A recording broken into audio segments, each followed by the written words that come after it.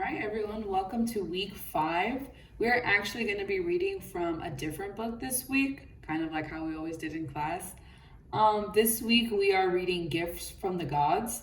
This book tells us all about ancient words and wisdom that came from Greek and Roman mythology. And before we get into the actual pages that we're going to read, I want to read the intro it gives because I think it gives us a good idea of what this book is about. So I'm going to go ahead and read that, and then I'm going to dive into the story that we're going to be reading today. It says, humans have always loved telling stories, and to tell them, we use words. Sometimes, however, the words themselves have stories to tell. The ancient words in this book come from the gods, goddesses, heroes, and humans in Greek and Roman mythology. The stories of their adventures so captured people's imagination that they have been told and retold for thousands of years. And their names have survived as words we use every day. Not only do these tales illuminate and explain words, but they also help us understand our own words more deeply. So we are actually going to dive into our story now. Our story is about arachnid. So if you've heard arachnid before, you kind of already know what this might be about. But it says arachnid, noun, any of the various 8-legged arthropods such as spiders, scorpions, mites, and ticks. Then he told her that her house spider was not an insect, but an arachnid. It had 8 legs. Insects had 6. John Craighead George, The Firebug Connection. There once lived a girl named Arachne, who had learned weaving from Athena, the goddess of the arts. Arachne had become such a clever weaver that people came from miles around to watch her work. The gods have given you extraordinary talent, her friends told her.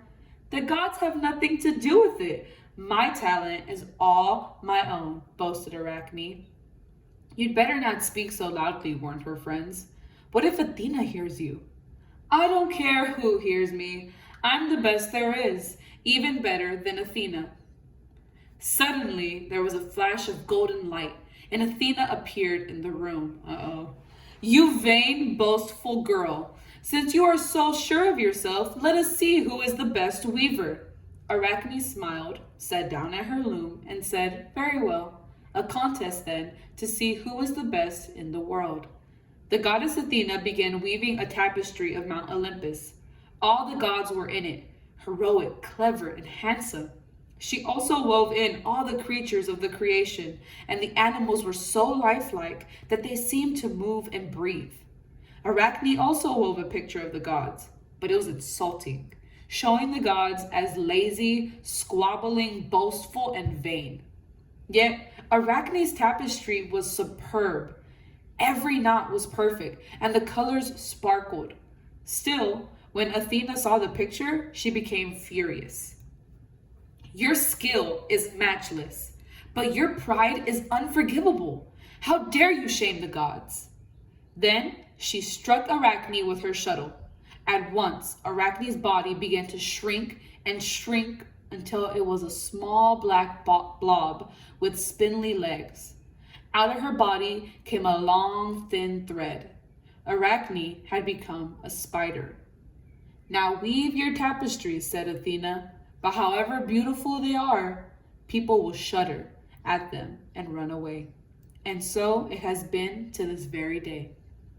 If you are afraid of spiders, you have arachnophobia.